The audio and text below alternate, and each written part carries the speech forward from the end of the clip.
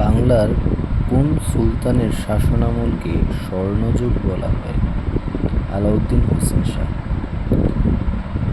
তো আজ আমি যখন পড়াতে গিয়েছিলাম তখন ভাবছিলাম যে আগামীকাল ছিল সনাতন গোস্বামীপাদের তিরোভাব তিথি। তো যদি আমি বিসিএস বইয়ের এই হোসেন শাহের সেই নৈমিত্তিকটা পেতাম তাহলে একটু শেয়ার করতে পারতাম ইউটিউবে। এটা ভাবছিলাম, বিকালে হাঁটছিলাম স্টুডেন্টের বাসায় যাওয়ার পথে, আর ভাবছিলাম তো পড়তে বসে এটা ছিল সনাতন গোস্বামীপাদের কৃপায় আমি পেয়ে গেলাম। তো খুবই আনন্দিত যে ভগবান আমার প্রতি রুষ্ট। আমি জানি, আমি অনুভব করি যে ভগবান গৌরনীতাই শ্রীমতী রাধারানী আমার প্রতি অনেক রুষ্ট। এটার অনেক কারণ আছে, কিন্তু আমি খুবই আনন্দিত যে ছিল সনাতন গোস্বামীপাদের মতন একজন উচ্চ স্তরের দুর্লভ মহাত্মা হয়তো আমার প্রতি সন্তুষ্ট। জানি না নচেত কেন আমি হঠাৎ করে এই নৈমিত্তিকটা পেলাম। তো শ্রীপাদ শ্রী সনাতন গোস্বামীপাদের শুভ তিরোভাব তিথি আগামীকাল।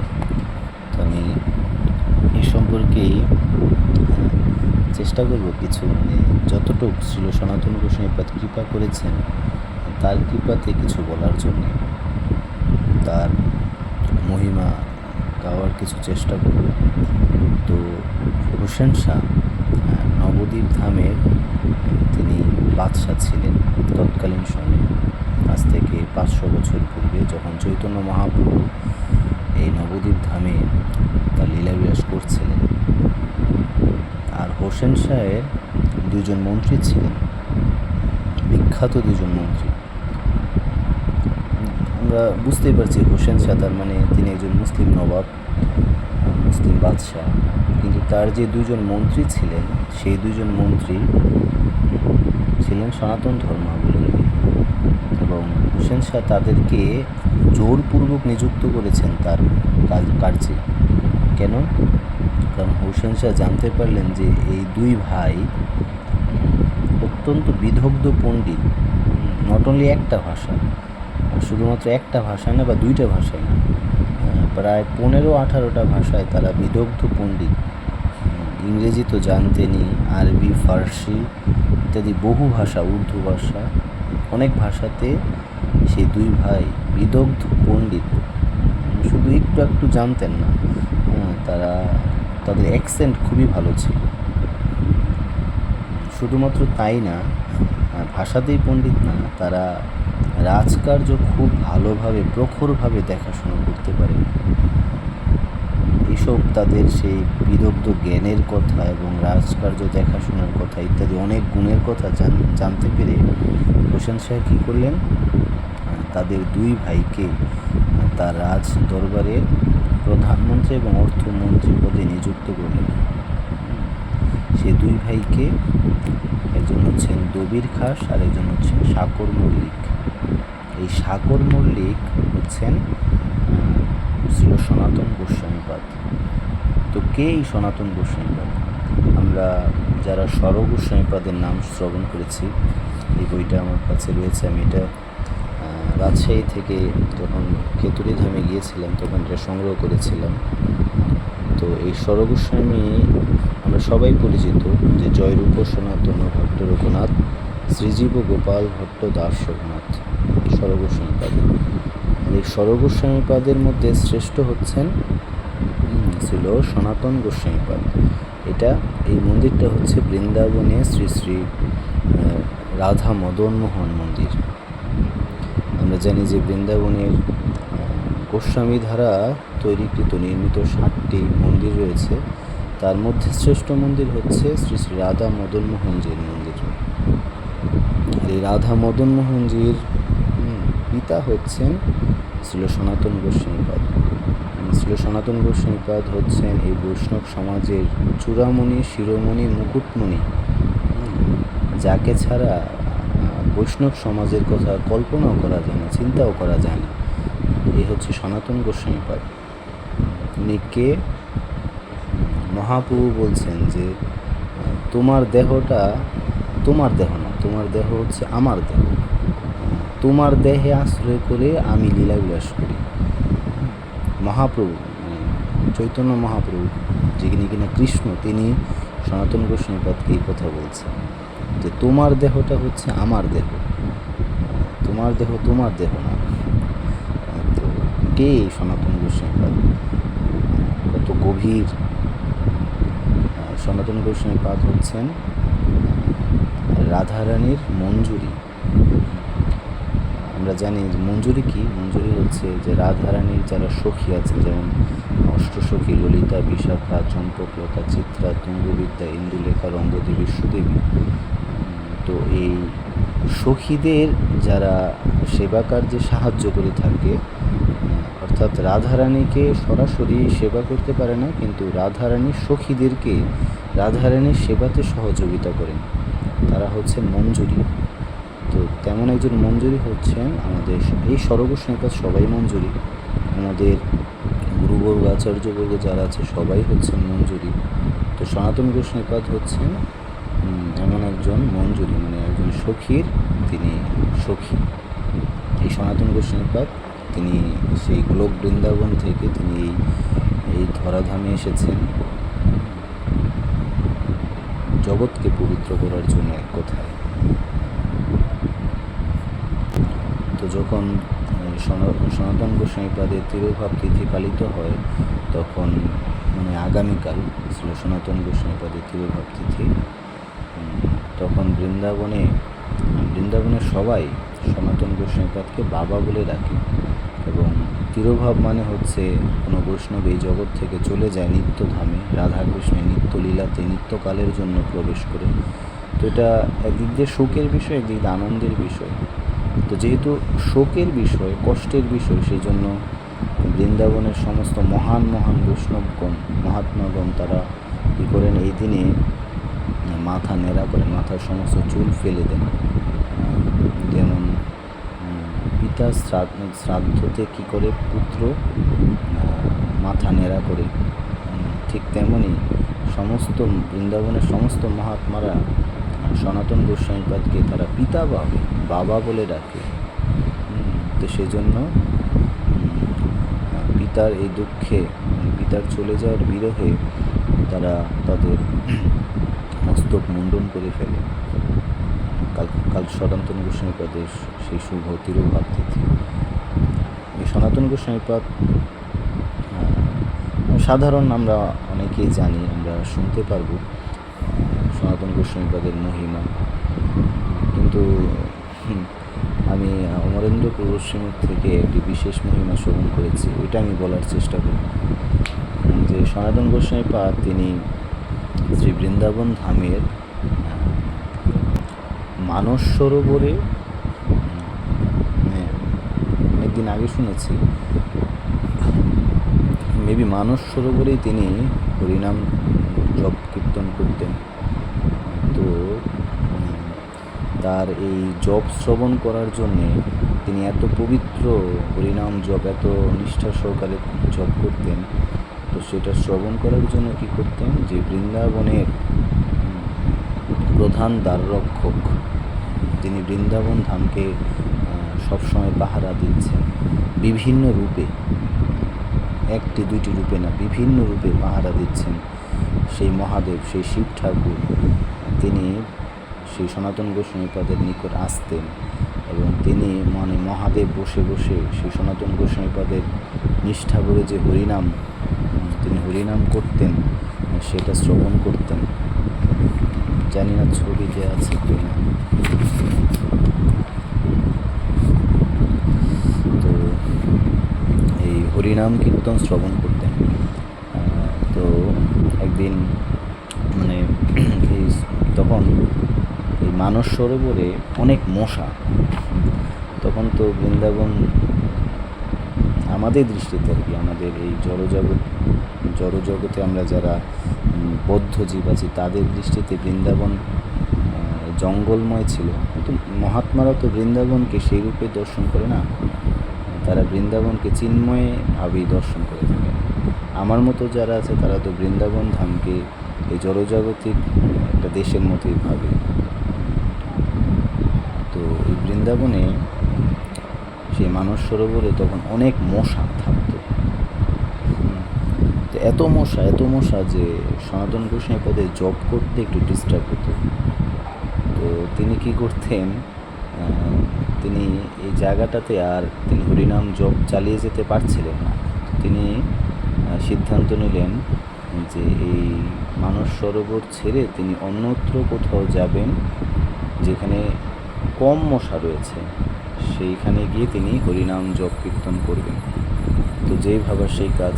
তিনি যখন এই সিদ্ধান্ত নিয়ে চলে যাবেন তখন শিব ঠাকুর মহাদেব তার স্বপ্নে আসলেন এবং বললেন যে হে বাবা, সনাতন গোস্বামীপাদকে শিব ঠাকুর বাবা বলে সম্বোধন করছেন, যে হে বাবা, তুমি যদি এই স্থান ছেড়ে চলে যাও তাহলে কে আমাকে হরিনাম শ্রবণ করাবে? তখন সনাতন গোস্বামীপাদ বললেন যে এখানে তো অনেক মশা, আমি এর জন্য হরিনাম জপ ভালো করে করতে পারছি না। তখন শিব ঠাকুর তিনি বললেন যে তুমি আজ থেকে এখানেই জপ করবে, আমি মশাদেরকে বলে দেব যে তারা যাতে আর তোমাকে ডিস্টার্ব না করে। তো এরপর থেকে সনাতন গোস্বামীপাদকে আর কখনো এখানে মশা বেশি ডিস্টার্ব করতেন। এটা আমাদের কাছে একটা আজগুবি একটা কাল্পনিক গল্প মনে হতে পারে, কিন্তু এটা সত্যি বাস্তবিক ঘটনা। তো এই সময়ের পর থেকে ওইখানে আর বেশি মশা নেই। ইভেন এখনও অমরেন্দ্রবাবু বলেছেন পাঠের মধ্যে যে এখনও ওইখানে মশা কম রয়েছে। এই হচ্ছে সনাতন গোস্বামীপাদ, যে যার হরিনাম, যার মুখনিসৃত হরিনাম শ্রবণ করার জন্য বৈষ্ণব চূড়ামণি, বৈষ্ণব শিরোমণি মহাদেব পর্যন্ত এসে হাজির হয়। এই হচ্ছে সনাতন গোস্বামীপাদ। তো ভাবুন, যদি আমরা তার নাম উচ্চারণ করি তা আমাদের কতটা মঙ্গল হবে ভক্তিময় জীবনে। তো কাল হচ্ছে সনাতন গোস্বামীপাদের তিরোভাব তিথি, এবং শুধুমাত্র সনাতন গোস্বামীপাদের তিরোভাব তিথি না, কার আমাদের প্রিয় শ্রীল ভক্তিচারু স্বামী গুরুদেবেরও তিরোভাব তিথি। তিনি আগামীকালের এই দিবসে তিনি ধরাধাম থেকে বিদায় নিয়েছিলেন, আমাদের কৃপা করা থেকে তিনি বঞ্চিত হয়েছিলেন। শ্রী ভক্তিচারু স্বামী গুরু মহারাজ, আমার মনে পড়ছে যে যখন কোভিডের সময় যখন তিনি চলে যান, তখন আমরা তার সুস্থতা কামনার জন্য আমরা কয়েকজন ভক্ত মিলে একটি রুমের মধ্যে অনেক হরিনাম জপ করেছিলাম, গুরুদেবের উদ্দেশ্যে আমরা অর্পণ করেছিলাম। কিন্তু যখন আমরা শুনতে পারলাম যে মহারাজ চলে গিয়েছেন, আমরা খুবই কষ্ট পেয়েছিলাম। ওই দিনটার কথা ভুলবার নয় কখনো। তো কাল অত্যন্ত পবিত্র দিন, কাল হচ্ছে গুরু পূজা, শ্রীল গুরুদেবের উৎসব, গুরুদেবের বিশেষভাবে পূজা করার দিন। যদিও শ্রীল প্রভুপাদের কৃপায় ইস্কনে প্রতিদিনই গুরু পূজা হয়। গুরু পূজা নতুন কিছু না। জাগতিক মানুষ যারা আছে ইস্কন বহির্ভূত, তারা গুরু পূজার দিন গুরুদেবকে বিশেষভাবে আরতি করে থাকে, কিন্তু ইস্কনের ভক্তরা প্রতিদিন সকাল ভোর 4:30 থেকে শুরু করে তাদের গুরু পূজা দিয়েই শুরু হয়। ইস্কনে গুরু পূজাটা বাধ্যতামূলক, প্রতিদিনকার কাজ। তারপরেও কালকের দিনটা বিশেষভাবে পালিত হয়। তো কাল খুবই একটা বিশেষ দিন। প্রথমত শ্রীপাদ ছিল সনাতন গোস্বামীপাদের শুভ তিরোভাব তিথি, বিরহ উৎসব এবং গুরু পূজা, এবং এই সাথে কাল ছিল ভক্তিচারু স্বামী গুরু মহারাজের তিরোভাব তিথি। তো কালকের দিনটা অত্যন্ত পূর্ণময়, পবিত্রময়। আমি খুব আনন্দিত যে আমার সনাতন গোস্বামীপাদ তার বিশেষ কৃপা হঠাৎ করে আমার উপর কেন জানি বর্ষিত করলেন। তো এই গ্রন্থটা আপনারা সংগ্রহ করতে পারেন। এই গ্রন্থটা খুবই চমৎকার। যদি এই গ্রন্থটা আমি পুরোপুরি পড়িনি, কিন্তু এই গ্রন্থটা অনেক কিছুই পড়া হয় না এখন। এই গ্রন্থটা সংগ্রহ করে পড়বেন, যে সনাতন গোস্বামীপাদের তার আবির্ভাব, তার বংশ পরিচয়, তার বাল্যকাল, তার শিক্ষা, তিনি যে গৌড়ের প্রধানমন্ত্রী ছিলেন, যে হোসেন শাহের প্রধানমন্ত্রী, তার উপাধি কী ছিল, রামকেলিতে মহাপ্রভুর সাথে সাক্ষাৎ ইত্যাদি অনেক কিছু রয়েছে। যে সনাতন গোস্বামীপাদের বন্দিদশা, এখানে কি আলোচনা করা হয়েছে যে হোসেন শাহ তাদেরকে ছাড়তে চাচ্ছিলেন না। সনাতন গোস্বামীপাদ এবং রূপ গোস্বামীপাদ তারা রাজকার্য থেকে তারা বিদায় নিয়েছিলেন, যে রাজকার্য আর করবেন না, মহাপ্রভুর চরণে চলে যাবেন। তো রূপ গোস্বামীপাদ তো তিনি পালিয়ে গিয়েছিলেন, কিন্তু সনাতন গোস্বামীপাদকে হোসেন শাহ বন্দি করে রেখেছিলেন যে তুমি রাজকার্য ছেড়ে যেতে পারবে না। দেখুন, হ্যাঁ, আমরা প্রধানমন্ত্রী শেখ হাসিনা চলে গেল, তাকে উঠিয়ে দেওয়া হয়েছে সিট থেকে, তিনি সিট ছাড়তে চাননি।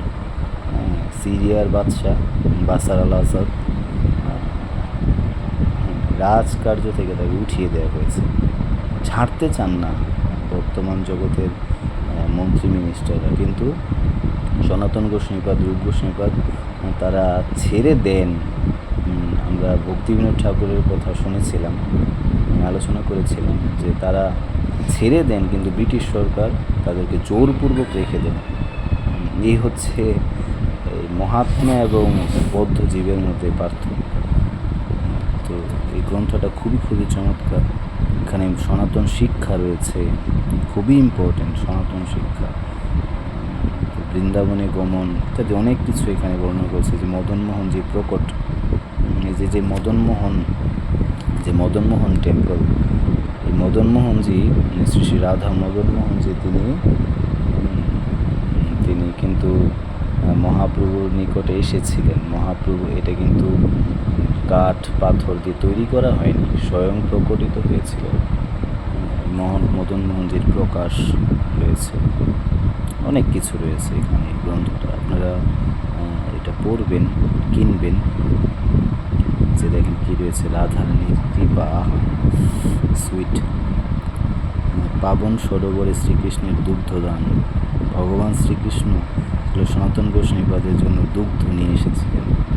গোবর্ধন পরিক্রমা, গোবর্ধন শিলাপ্রাপ্ত ইত্যাদি অনেক কিছু রয়েছে এই গ্রন্থের মধ্যে। এই গ্রন্থটা আপনারা সংগ্রহ করতে পারেন এবং সরগোস্বামীপাদের মহিমা আপনারা জানতে পারেন। যাদের মহিমা না জানলে ভক্তির জীবনের পুরোপুরি অপূর্ণতা রয়ে যাবে। আমরা হরিনাম করছি, একাদশী করছি, প্রসাদ খাচ্ছি, জানি না কতটুকু টেস্ট পাচ্ছি। আমি তো পাচ্ছিই না। টেস্ট পেলে তো আর এই জড়জাগতিক এই সাধারণ ফাউল জিনিস নিয়ে পড়ে থাকতাম না। টেস্ট পেলে এতদিনে অনেক কিছু হয়ে যেতাম। টেস্ট পাচ্ছি না বিধায়ী তো বর্তমানে রয়েছে, তাই না? ছিল রঘুনাথ দাস গোস্বামীপাদ, সরগোস্বামীপাদের একজন। ওনার পিতার এত পরিমাণ টাকা ছিল, বর্তমানে মনে হয় বর্তমান সমাজে হয়তো যে কি বলে ভ্লাদিমির পুতিন, রাশিয়ার যে প্রেসিডেন্ট, তার চাইতেও শক্তিধর থাকতো। বিল গেটসের চাইতেও কোটিপতি থাকতেন বর্তমান সময়ে যদি তার অর্থের মাপকাঠি করা হতো। তার পুত্র ছিল রঘুনাথ দাস। এই রঘুনাথ দাস মহাপ্রভুর প্রেমে তিনি সেই সমস্ত ধন সম্পদ ছেড়ে চলে এসেছিলেন। ভক্তির রস এটাকে বলে। আর আমরা এই বিসিএস ক্যাডার হয়ে বা ব্যাংকের চাকরি করে বা ইত্যাদি ইত্যাদি সরকারি চাকরি পেয়ে 20-22 হাজার, 25 হাজার, 30 হাজার টাকা মাসিক স্যালারি পেয়ে নিজেদেরকে যে কি ভাবছি, এটা বলার বাইরে। এ হচ্ছে জড়জগৎ, এ হচ্ছে বদ্ধজীব আমরা, আর এ হচ্ছে মুক্তজীব, মুক্ত পুরুষ। তাদের মহিমা শ্রবণ করা উচিত। তাদের থেকে বহু বহু কিছু শিক্ষণীয় আছে, যা সারাদিন সারা রাত বললেও শেষ হবে না। বলতেই থাকবে, বলতেই থাকবে, বলতেই থাকবে। আমি মূর্খ, এই জন্য বলতে পারছি না, কিন্তু সিনিয়র ভক্তরা যারা আছে তারা সারাদিন সারা রাত 7 দিন ব্যাপী বলতে পারবে। সনাতন গোস্বামীপাদ নিয়ে বলতে পারবে, শুধু বলবে বলবে বলবে, শেষ হবে না। তো যাই হোক, অনেক বগর করলাম, ক্ষমা করবেন। চেষ্টা করবেন কালকের দিনটা পালন করার জন্য, হরিনাম বেশি বেশি করার চেষ্টা করবেন। হ্যাঁ, হরে কৃষ্ণ।